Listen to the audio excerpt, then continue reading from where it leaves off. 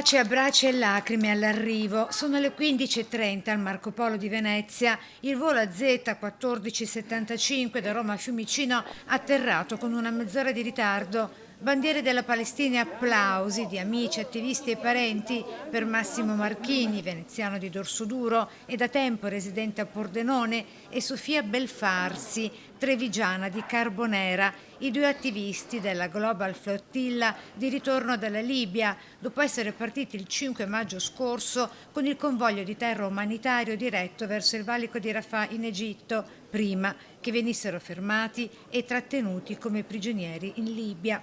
Ho temuto per chi come Sofia è rimasta indietro. Per fortuna almeno quest'ultima parte di persone siamo riusciti a portarla a casa. Adesso ci concentriamo già da oggi sulle nostre compagne e compagni che non sono ancora qui.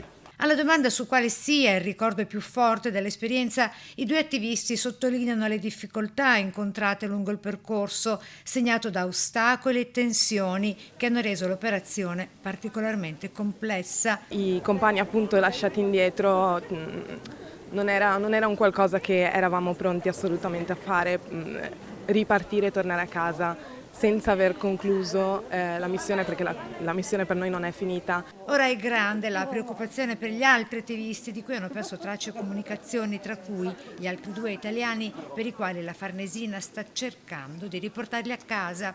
Domenico Centrone e Leonarda Alberizia, anche detta Dina, e degli altri 8 attivisti internazionali. Non abbiamo assolutamente le loro notizie da domenica pomeriggio e le uniche notizie che ci sono state date sono mediate dal governo libico. Di avere più presto le loro notizie dirette, chiediamo che le autorità riescano al più presto a vederli, a contattarli direttamente e a farci sapere che stanno bene e a farci sapere quando tornano. Infine un ultimo messaggio netto e deciso: torneremo, dicono. Eravamo un convoglio di persone che volevano sostenere e portare aiuto al popolo palestinese.